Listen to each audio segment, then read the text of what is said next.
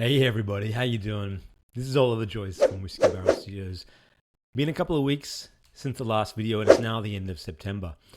And very dramatic thumbnail there, of course. But I just wanted to talk to you a little bit today. There's going to be no gameplay footage or anything really interesting today, so feel free to skip this video. This is more just going to be like a almost a stream of consciousness, just just getting my thoughts out there, just on the game. I'm feeling a little bit burnt out by Swords and Sandals. And it's funny, like, we strive to, make our dreams come true in every aspect of life. You want to marry the right person, you want to live in the right place, you want to see the world, you want to be happy and everything. What happens when you catch that dream? So in my case, I'm doing what I love in making video games, and not just making video games, making Swords and Sandals, making, the series that I started way back in 2005, and I'm still working on it to this day. And now I have the great privilege, the honor and the privilege of making these games for an audience and getting paid for them. And this is my job, and who knows how much longer it will last. So I just want to say, first of all, thank you guys for that. That I can never, be thankful enough for. Cheers. Hey, tea, not instant coffee today. I've really moved up in the world, but I had an instant coffee before for those who have been long-standing followers of the channel. Yeah, as I was saying, absolute privilege to be doing this. But even when you do what you love, sometimes you have days and even weeks where you're just like, man, I'm burnt out on this. And last week and this week, I felt a little bit burnt out on Sword and Sandals Immortals. Why is that? And I've been trying to think why that could be. And partly it's outside factors, fatigue in particular, in that, I have a 2.5-year-old who's just suddenly deciding he doesn't want to sleep, and it's 2 in the morning, 3 in the morning, and he's up and he's awake. Sleep has such a profound impact on how we approach everything in life. It affects our judgment, and it really does affect your mood. And if you're not getting enough sleep, or good quality sleep, then you find you can start to look at life in a different way, and maybe in a little bit more negative space. And I feel like this last couple of weeks has been a little bit like that. I had a hard disk crash yesterday, on top of just distraction after distraction after, I'm supposed to be working 5-day weeks, but I've only been kind of doing, it feels like 3.5 days most weeks, because of some kind of nonsense. I mean, that's life admin though. That's life and life admin. You can't stop these things, and that's fine. And that's partly one of the joys of working for yourself, is that I can take this time off to do, things like go to the dentist, or go to the bank, or, if the kids are sick, look after them, that kind of thing. That's going to happen. But what it does is it really does take your, focus away from the game, and you find it hard to build up that momentum. And I had a hard disk crash, as I was saying yesterday, and I lost, a bunch of stuff, but everything's backed up, except I had to reinstall a bunch of programs. Just as a side note here, just 1 second. I'm showing you here the back of my machine. I'm not fully going to get it out, but this is my 5 years ago. I bought this machine. It's a PC case gear, one of those gamer powerful beast machines. This was an absolute beast of machine 5 years ago. It has a GTX 1080 Ti, which is now a cheap video card, but at the time it was top of the line and everything.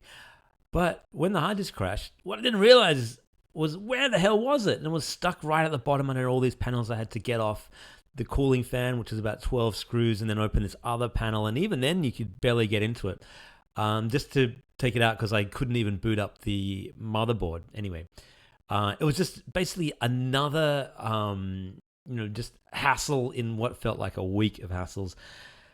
What an exciting and uplifting video so far, right? Anyway, sorry. Please feel free to skip this video, or send me a dislike if you don't like this sort of, less positive version of myself. I'm looking a little bit red. I'm not actually that red. This is a lack of lighting and a lack of preparation in basically the channel. I do want to apologize for that. There we go. Nice studio lighting once again, or relatively so. But burning out on Sword and Sandals, and I really think that is just because, and I sometimes think of someone like George R. R. Martin and, of Game of Thrones fame.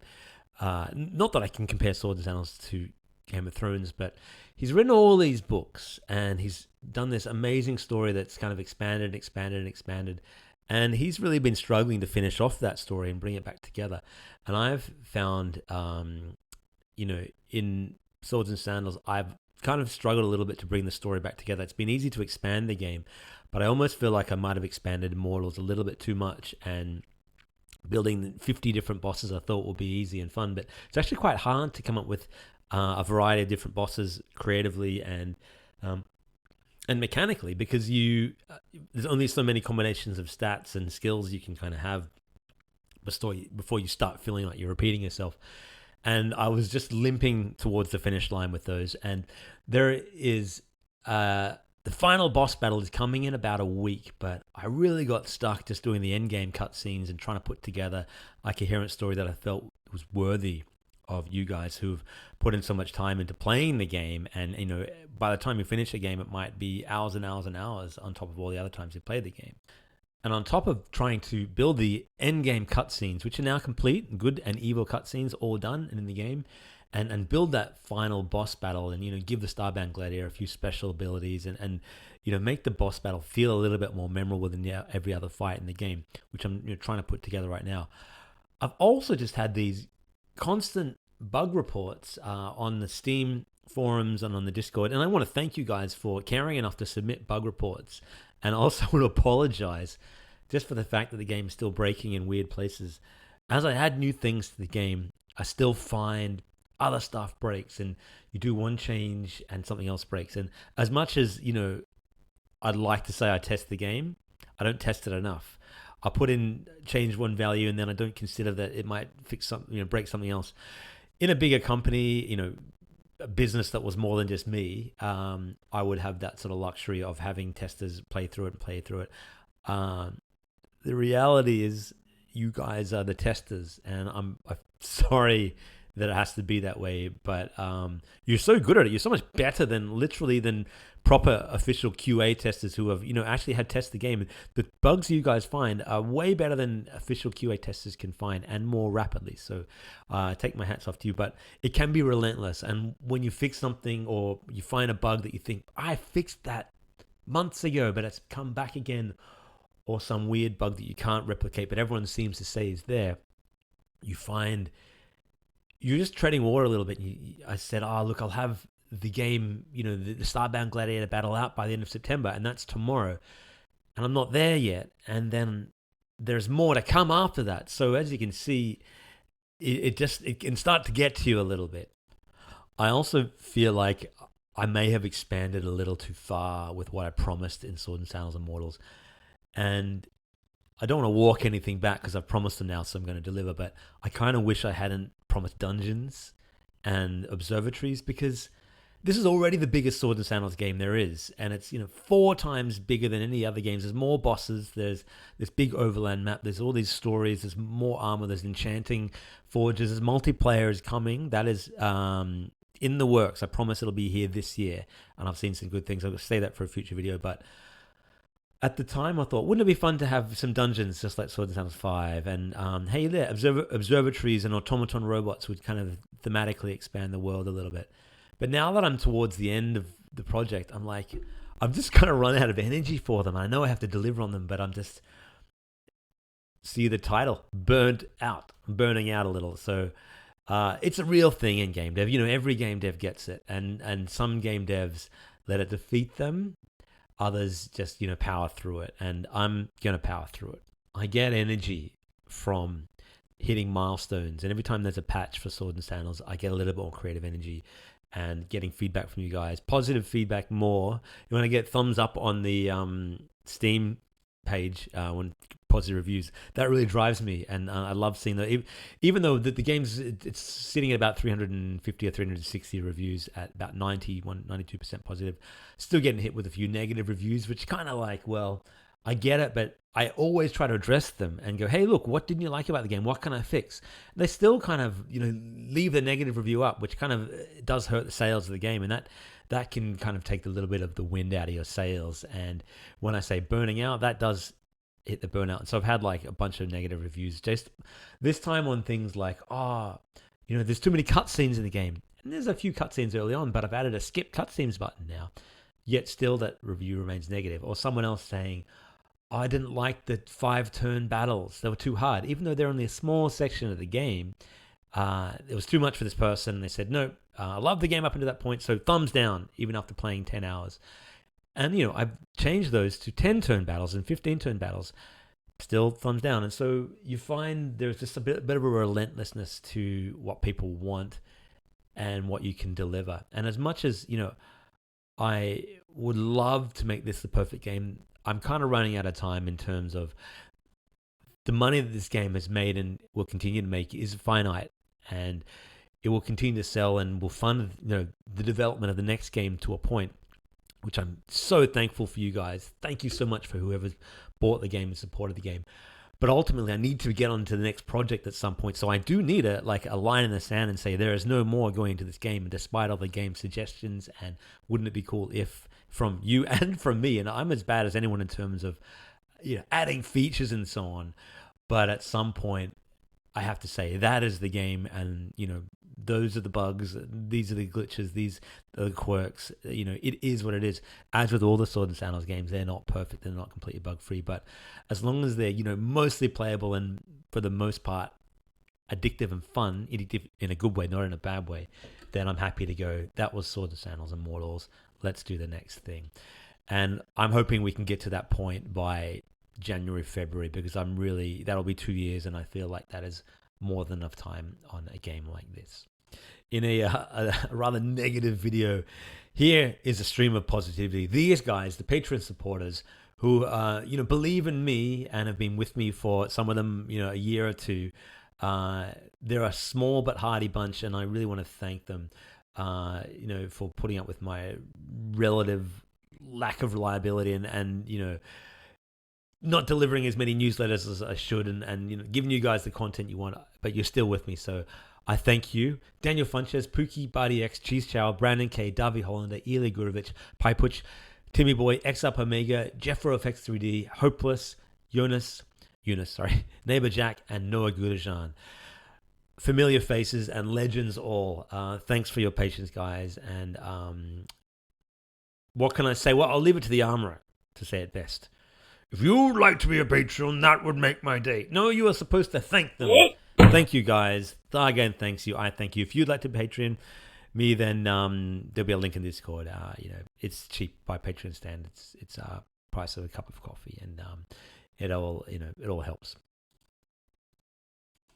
But honestly, I don't expect anything Patreon or otherwise from you guys, other than to be who you are and to be the wonderful fans of Sword and Sandals that you have been, to leave me feedback and, to keep playing the games. I'm just so, when I feel burnout, like this, rather extreme, ridiculous thumbnail there, this burnout is a temporary thing for me. And a lot of game devs go through it and then quit, and they don't make any more games.